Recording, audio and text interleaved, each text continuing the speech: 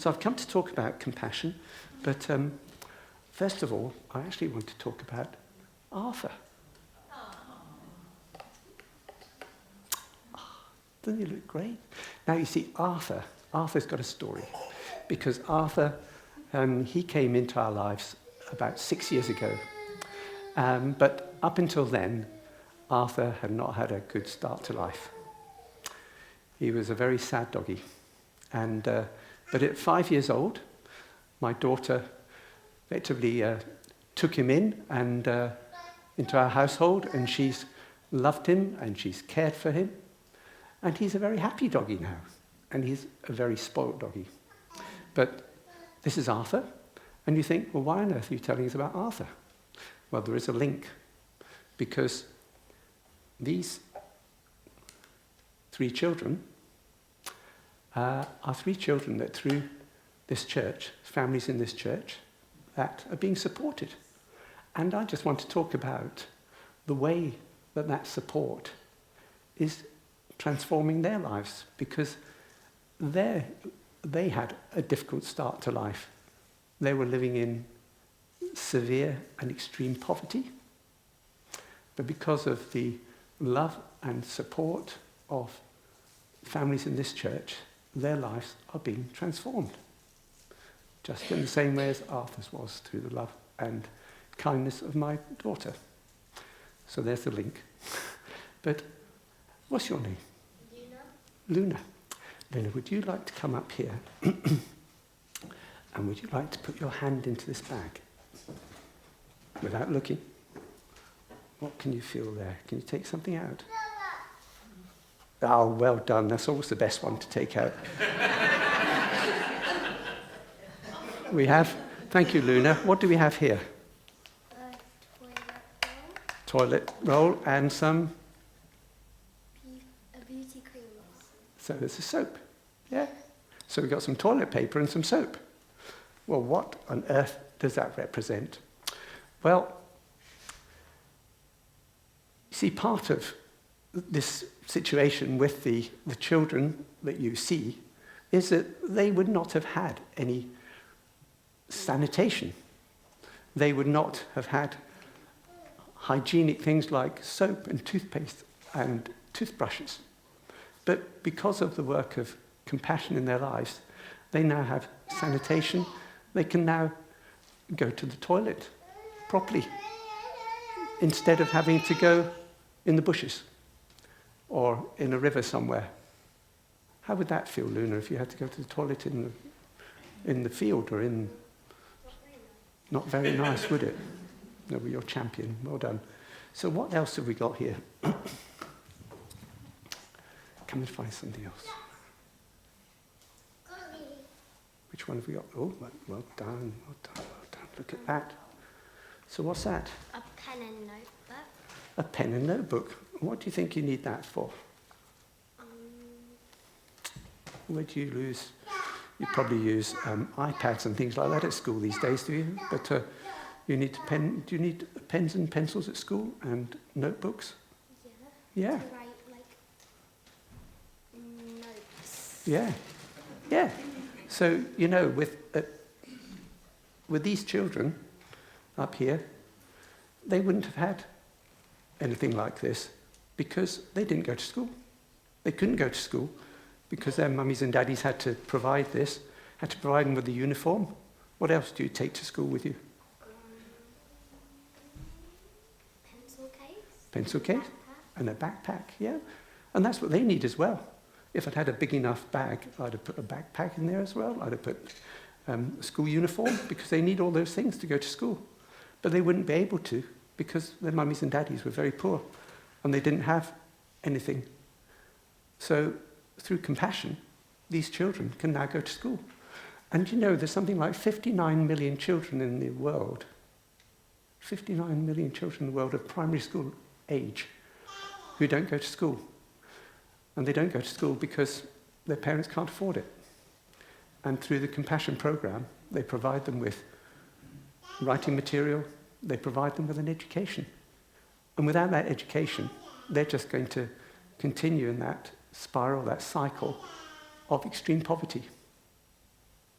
And so, praise God that again, through the generosity of the people in this church, they can go to school and they can have an education. And here's the last one for you.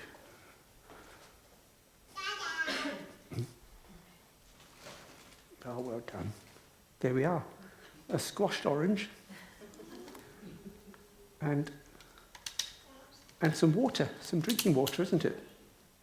And you see, thank you ever so much, Luna. You can go back now. Again, these are so critical, aren't they? Things we take for granted. But through the project, through the program these children are on, they get healthy food, they get nutritional food, and they get clean water. And the fact of the matter is that so many times when Compassion sponsor a child, they come in and they find that there's no fresh water to the village, to the community. So they come in and they'll bring fresh water. Not only do they bring sanitation, so that they can go to the toilet properly and in a healthy way, but they also provide clean water. Because without the clean water, then there are serious problems when it comes to health. So clean water and nutritional healthy food as well. So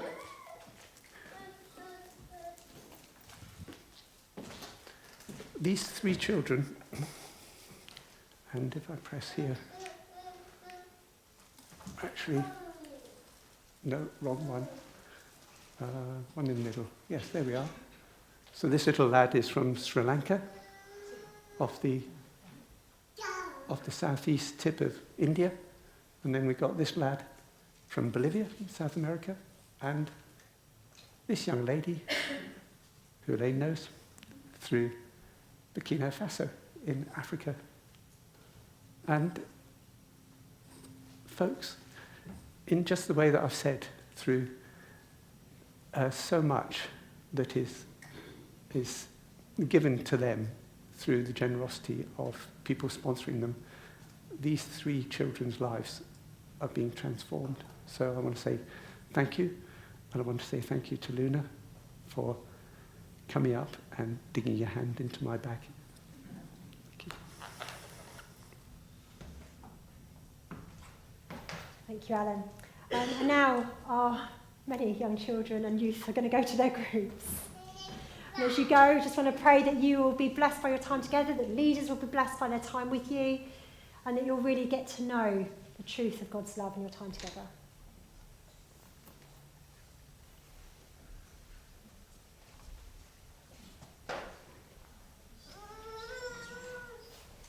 As they go, I'm going to invite Mum up to do our reading, please.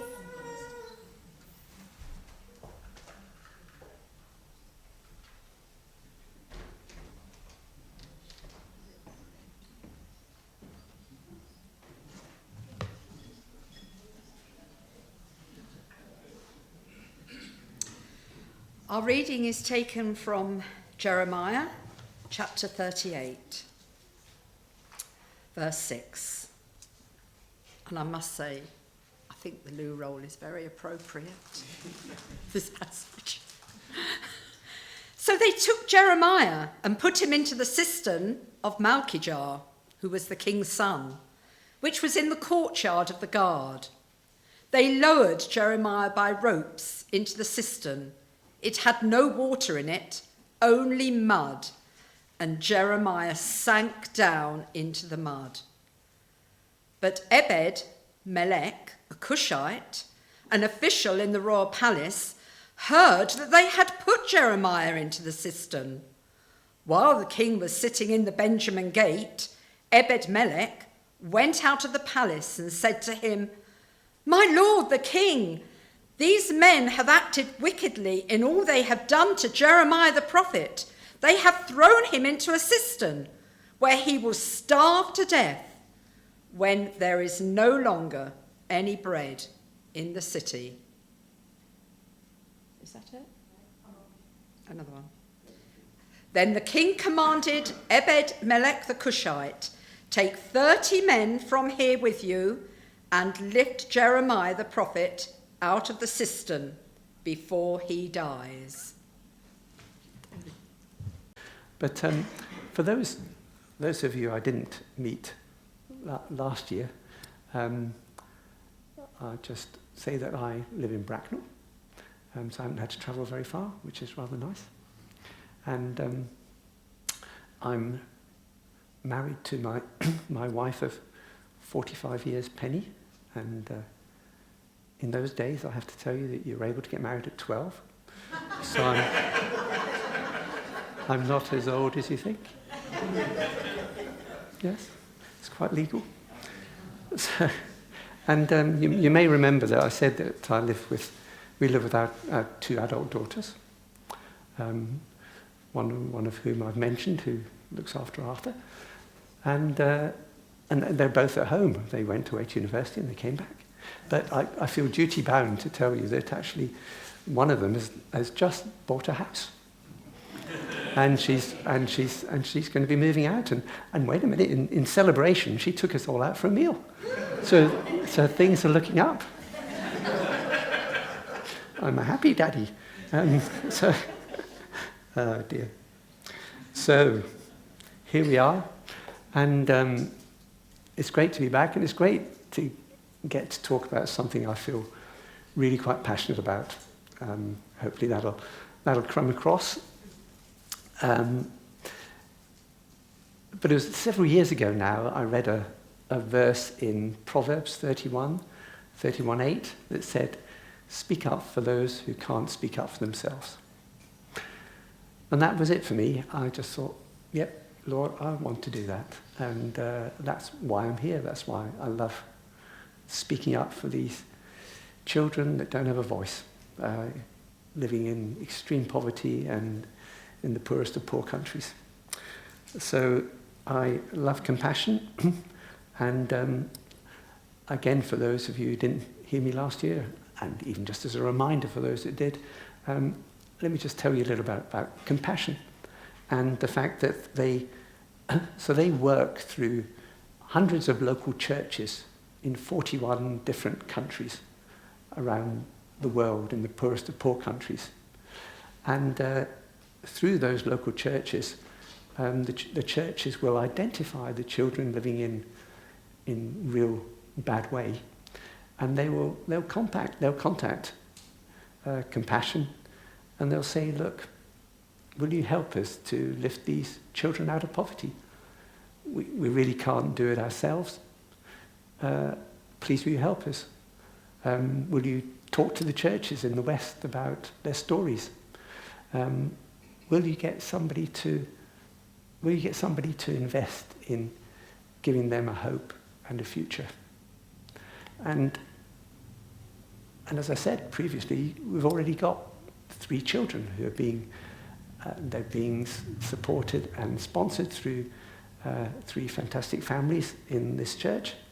And as a consequence, you'll see from my bag of tricks that they'll get nutritional meals, they'll get medical checkups, and they'll get access to school. So important.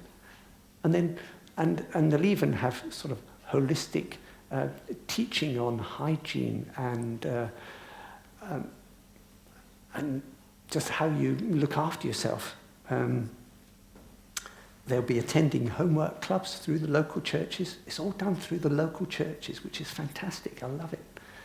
And they'll get, through those homework clubs, they'll get teaching in income-generating skills such as carpentry or cooking or sewing.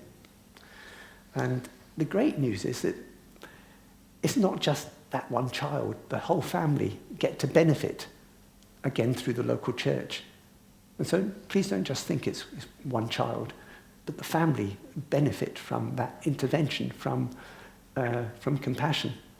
And more than that, as I said earlier, the whole community do, because if compassion go into sponsor one child, then they very often will find that there's no clean water or there's no proper sanitation.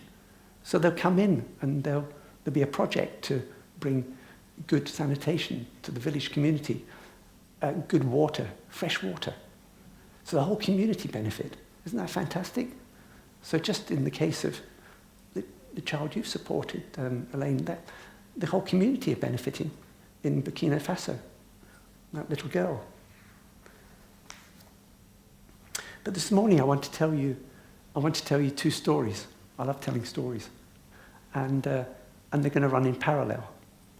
And so thank you. Where's the lady who very kindly read that passage for me? You're there. Thank you ever so much. Yes, you probably wondered, where on earth is he going with this? Yes, exactly. And the rest of you, be honest. So, see, Ibn Malik has become a Bible hero of mine. He should get more of a representation in the Bible, but he just gets a few verses. But he's a good dude, and he's become a favourite of mine. But in talking about him, I also want to talk about a little boy that I talked about last year, which is a young lad called Febri, who lived in Indonesia. And you remember that Ibn Malik is described as an official in the royal palace of King Zedekiah. And he was, in fact, the last king of Judah, interestingly. But Ibn Malik was a Cushite from Cush, which is now, as I'm sure you're all aware, part of Ethiopia. And he would have been probably captured in battle, either as an infant and taken to Jerusalem, or as a slave. We don't know. It doesn't say. But we pick up our story, which was read for us in the verse where it says that Jeremiah is being lowered into a muddy cistern or pit. But I need to give you some of the background to that, because in fact the king had given permission for that to happen. And the Babylonians, you see, had already defeated Judah. And they'd actually installed Zedekiah as the king. And he was just a puppet king. But he was pretty weak, and he kept on giving in to the powerful royal princes in the palace, who encouraged him to enlist the help of the Egyptians to wrest power back from the Babylonians. But that went badly wrong. And the Babylonians defeated the Egyptians. And so guess who they turned on then in retribution? They took siege to Jerusalem, and the people of Jerusalem were holding out, but they were starving. They were running out of food. And good old Jeremiah, as is his style, he brought a word from God, which was quite simply, submit to the Babylonians or perish. And the royal princes, they didn't like that. And so it wasn't what they wanted to hear. And so they conspired to have him killed. And that's how he ends up at the bottom of this pit, with the king's blessing, believe it or not. And if you think about it, there was a muddy pit, and he would have just died a pretty ghastly death without Ibn Malik's intervention. So I want to highlight three things. Ibn Malik heard, he spoke up, and he took action. He heard, he spoke up, and he took action. So first of all, he heard. But quite frankly, what on earth was he thinking as a lowly palace official, probably just a slave, in going to the king? What was he doing? Because if anything, it was more than likely that he would end up down in the pit, in the mud with Jeremiah. But he didn't. And he didn't seem to care about his own position and what might happen to him. He just saw what happened. He was listening, he heard, and he couldn't stop himself from staying silent. Sorry, he couldn't simply stay silent. He couldn't stop himself from speaking out at the blatant injustice, and something had to be done. And When I first read that, I thought, yes, I don't know about you, but I can be like that. There just seems to be so much injustice going on in the world every time you turn the news on. In fact, I don't listen to the 9 o'clock news anymore because I just can't take it in. And you might think, oh, well, you're just doing the same as many people do, which is put your hand over your ears and you don't listen. Or you're not prepared to see what's happening. But the injustices that are around and the poverty, we just get it coming at us every day. And surely Ebed-Melech must have felt the same way. And he must have been tempted to put his hands over his ears or to just turn a blind eye and say, not my problem. Isn't that what we're tempted to do? I certainly know I am. And I just find that there is just so much that it's difficult to know how to react. But then I'm challenged by Proverbs 21:3 that says, whoever shuts their ears to the cry of the poor will also cry out and not be answered. And that sometimes is an arrow to heart.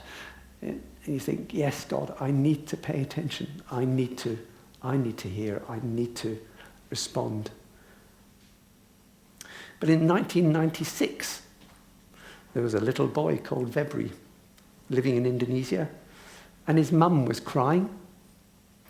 In fact, Febri has told us that when he was very little, he remembers his mum crying every day in despair because she just didn't know how to feed him, didn't have anything. They were living in such a state of poverty. They had nothing. And she was just in despair. She was in a pit of despair.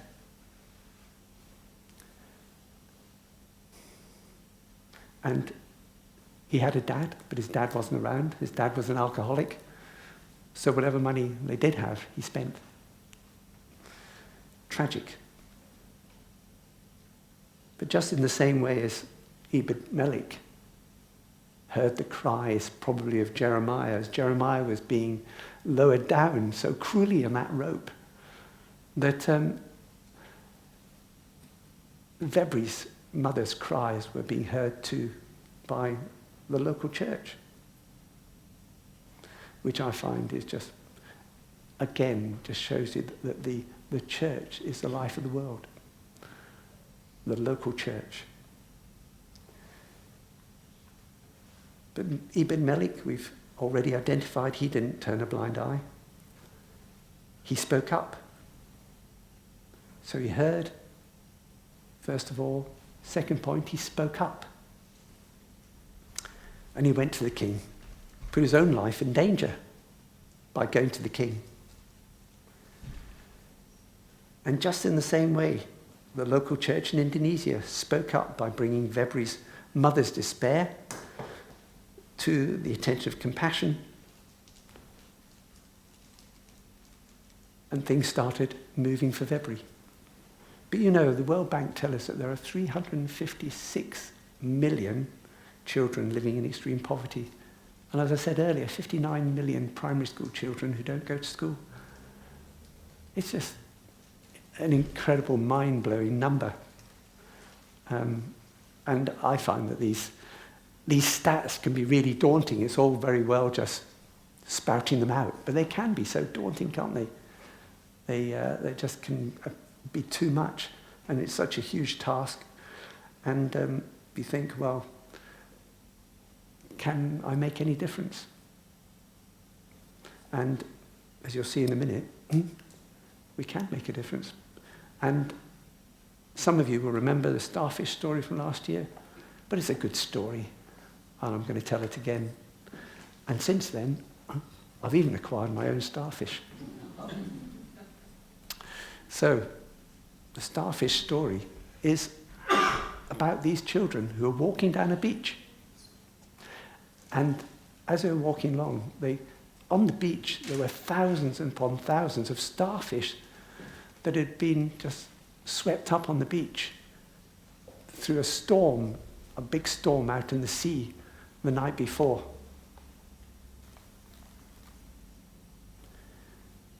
And as one of the children was walking along, she picked up a starfish and she threw it back into the sea.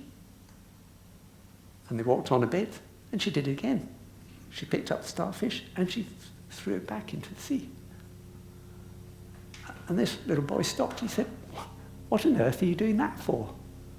Look, there's thousands of them. Won't make any difference."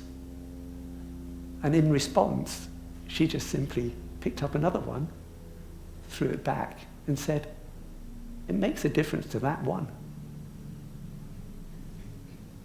And you know,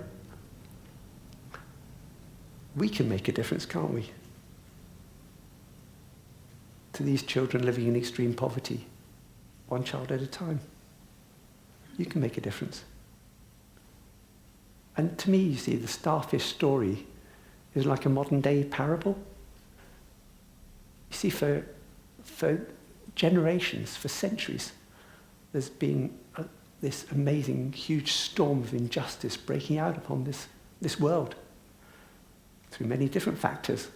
Some of them economic, some of them financial, some of them political, wars, race, climate change.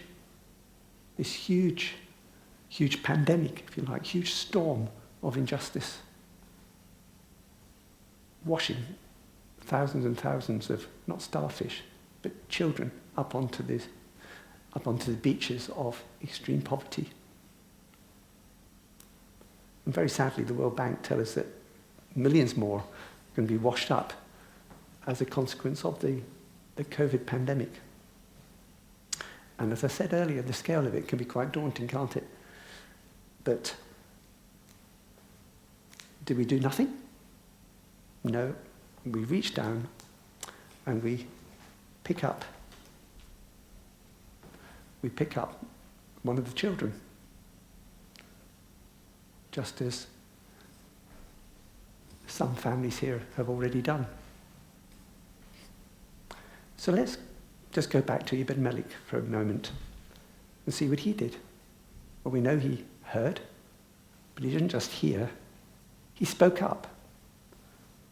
And then we see that he took action. Having been to the king, we read in verse 10 that he takes 30 men and very carefully pulls Jeremiah out of the pit. In fact, it says a little bit later that he acted with real kindness. And that really gripped me because he actually went and didn't just get 30 men to help him, but he went and he got some old clothes and some rags because he knew that it would be horrendously painful to just yank Jeremiah out of that muddy pit. And so he lowered down the rags and the old clothes and he said, put them under your arms and pad yourself so that we can pull you out. He was just so kind. And I thought, yeah, kindness.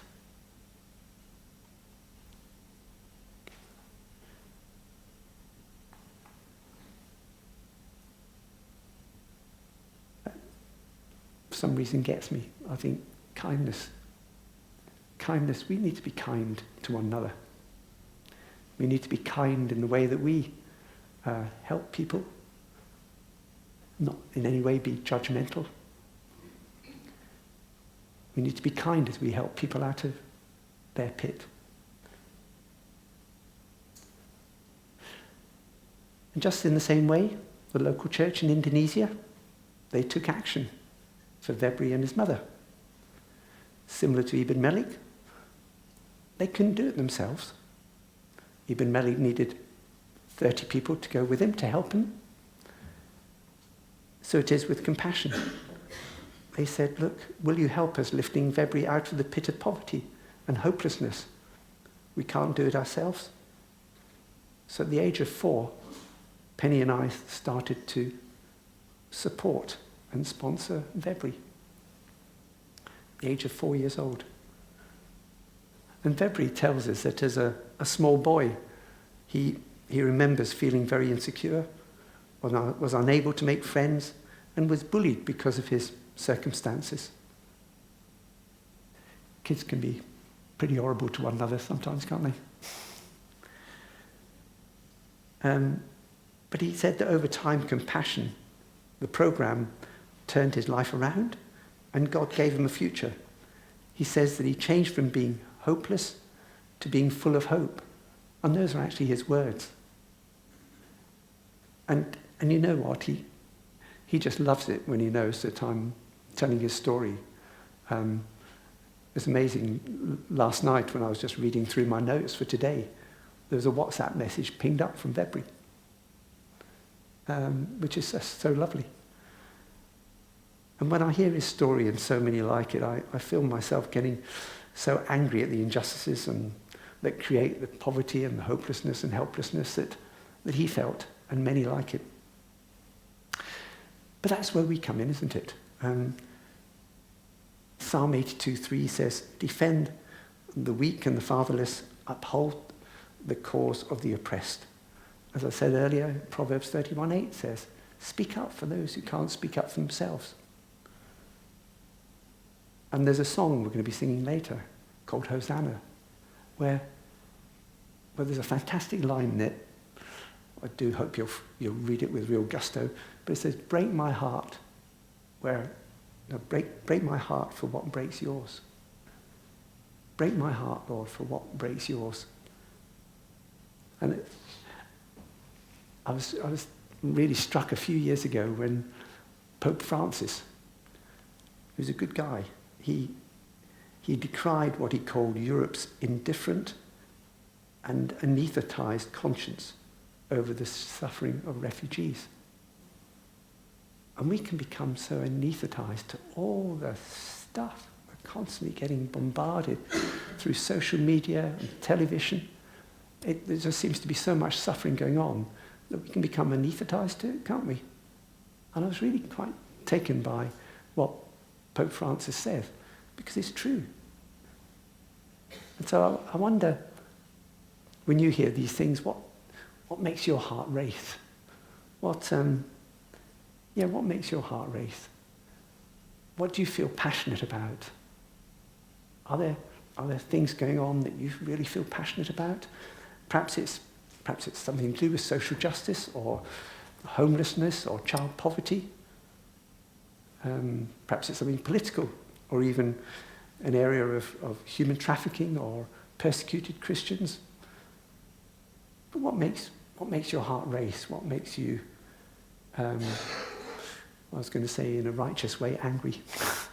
But if there's something, I'd really encourage you to step out and to find out more. Read about these things that you feel passionate about, and learn more through talking to people of a like mind, who've got knowledge and experience. And speak up. Get involved. There's a fantastic quote here from Mother Teresa. Not all of us can do great things, but we can all do small things with great love, can't we? We can do small things great. We're not all called to be Mother Teresa's. We're not all called to do great things, but actually, we can all do things, small things, with great love, can't we? And I love that quote. And so let me tell you what happened with Ibn Malik in the end. So he did this fantastic thing. He heard, he spoke up, and then he acted, and he saved the life of Jeremiah in pulling him out of the pit. But what happened, I hear you ask? Well, I'll tell you. So we read in Jeremiah, in fact, the next chapter of Jeremiah 39 and verse 15 says, while Jeremiah had been confined in the courtyard of the guard, the word of the Lord came to him again. So he wasn't put off by the fact that every time he seems to speak, something bad happens to him. He spoke again. So go and tell Ibn Malik the Cushite, the Lord said, This is what the Lord Almighty says, the God of Israel says, I'm about to fulfill my words against this city. Words concerning disaster, not prosperity. At that time they will be fulfilled before your eyes. But I will rescue you, Eben-Melech, on that day, declares the Lord. For you will not be given into the hands of those you fear. I will save you. You will not fall by the sword, but will escape with your life, because you trusted me, says the Lord. Isn't that fantastic? So he stepped out and did the right thing. And God blessed him and saved his life because he trusted him. I think that's just fantastic. Fantastic what Eben-Melech did, and that's why he's one of my Bible heroes. And then let's see what happened to the young man Vebri. So this is Vebri now, and he's 31. And when he contacts us, he always starts off by saying, "Hi, Dad Alan and Mum Penny." And he calls us Mum and Dad. I think it's just wonderful. And look, he's a microbiologist, and he's still living in Indonesia. And you see the cries of his mum. They were heard by the local church. And the local church spoke up. And they spoke up, and compassion responded. And compassion, through Penny and I, were able to support that little boy who's now not only successfully working as a microbiologist for a coffee company in Indonesia, but he's also part of the music team in his local church. He plays keyboards, and he said to us, he really wants to reach out to young children in his church and through his church to give them hope and a future, that they don't end up in that pit of despair and hopelessness that he felt when he was young.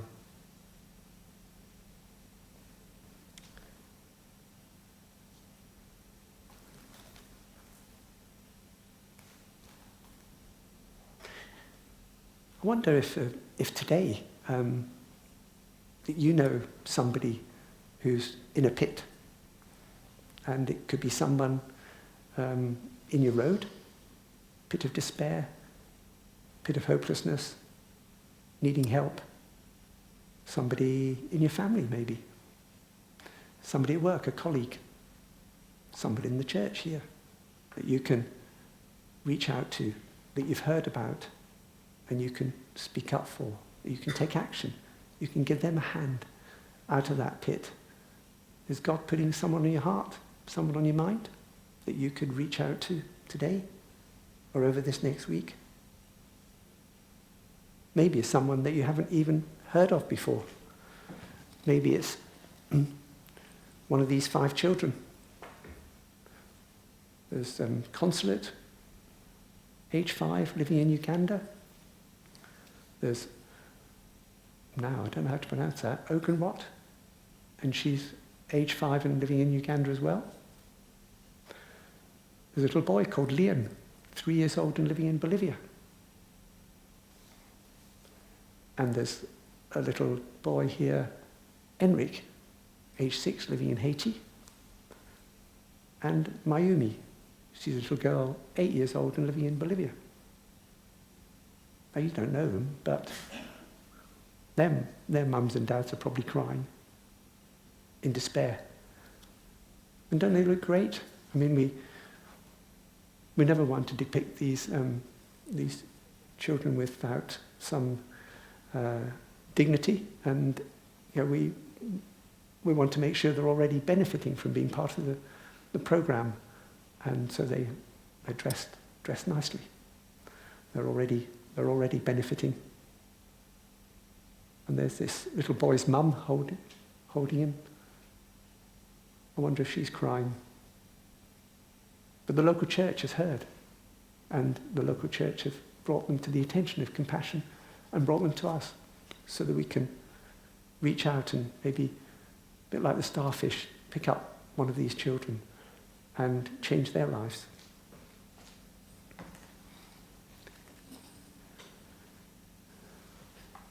And I just thought maybe this morning you're one of those people who are in a pit yourself, in a pit of despair, in a pit of hopelessness yourself. And I'll just say, really tenderly, if that's you this morning, then you have a Saviour who loves you. Jesus loves you. And he puts out his hand towards you. And there's a verse that comes to mind. It says, in Isaiah, it says, "For I am the Lord your God, who takes hold of your right hand and says, do not fear, I will help you. For I am the Lord your God, who takes hold of your right hand and says, do not fear, I will help you." So if that's you this morning, receive that. But I wonder if you could reach out to one of those children. The cost of sponsoring a child is £32 a month, but I reckon that's just the cost of a couple of Starbucks or a couple of Costas a week. And I recognise, look, there's a cost of living crisis, I know that. If you can afford it, great. If you can't, then maybe you could spread the cost with somebody else, or with a small group, or there's different ways of doing it. But these children need you. And by the way, no one's too old to sponsor a child. If they outlive you, then they won't be abandoned. Compassion will make sure that they continue in the program. And I just want to finish by showing a video of me.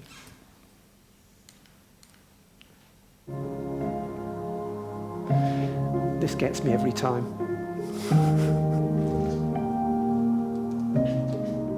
In a given week, we'll go at least for 3 days without food. The friends that I played with in the neighborhood got captured and was being trained to become child soldiers.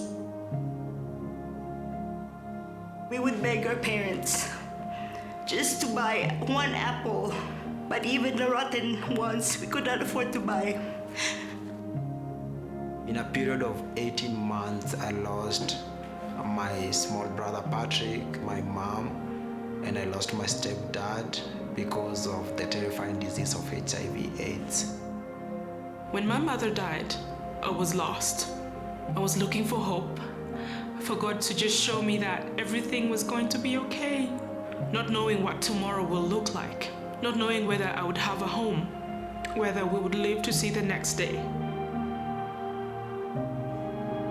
I don't know why Aaron Mitchell decided to sponsor me, but when he did, my whole life changed. A group of people from Compassion showed up at my church. They said, you're gonna go to school, and then somebody's going to write to you. I don't have to worry about whether my parents would have enough money to keep me going to school. Even if I get sick, someone was there to take care of me. I felt safe. I felt wanted. My sponsor is Edwin Bani. Maria and Hansru. Aaron Mitchell. 5 women from a Lutheran church that were sponsoring me. I am now a physical therapist and I'm working in a hospital. Clinical social worker. I was the first child in my family to go to high school, to go to college. I have a bachelor and a master in biomedical engineering, a second master in engineering management, and a guy called me into ministry, so I had to go and get a third master.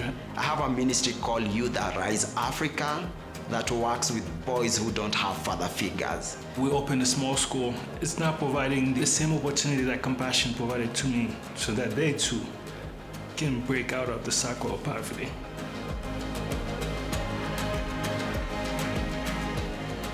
Whatever you do for the least of these, you do for me. You do for me. You did for me. You did it for me. Sponsor a child today to break the cycle of poverty in a child's life, like my sponsor did for me.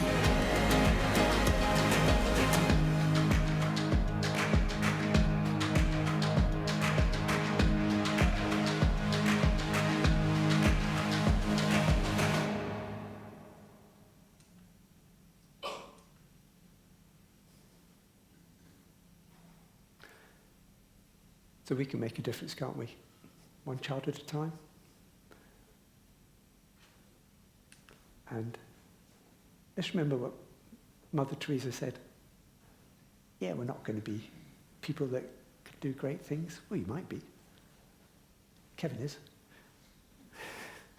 But we can do small things with great love.